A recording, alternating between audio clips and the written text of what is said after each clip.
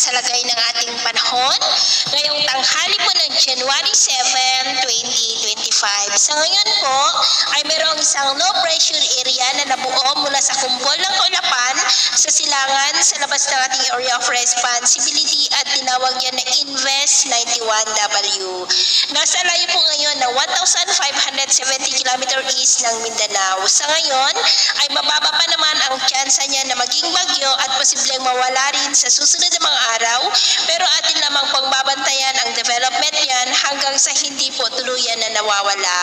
At sa ating long range forecast ay maliban sa banta pa rin ng pamumuo ng mga low pressure area, sa silangan ng ating bansa ay wala naman pong bagyo na namamataan na tatawid po sa ating kalupaan for the next 2 weeks. Sa ngayon ay amihan ang umiiral sa malaking bahagi ng Luzon at Visayas, lalo na po sa silangang bahagi. Ang shear line ay nandyan po ngayon sa northeast ng Mindanao. At sa lagay ng ating panahon, ngayong tanghali po ay cloudy skies with isolated rains pa rin.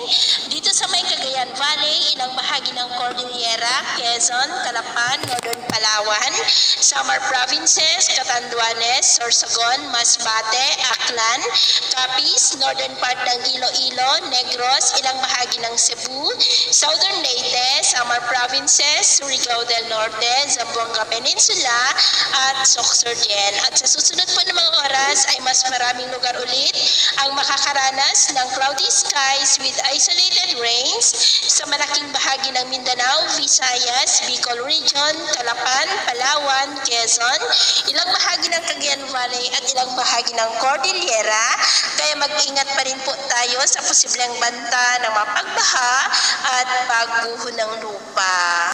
At sa atin naman pong mga baybayin, iwasan na muna natin ang papalaot sa buong seaboard ng Northern Luzon, maging sa silangang baybayin ng Luzon dahil ang mga alon dyan ay posible na aabot hanggang sa 2.2 to 3.8 meters height. Kaya hanggat maaari po, iwasan na muna natin ang papalaot dyan sa mga may kulay pula para mas makaiwas sa mga sakunang pangkaragatan.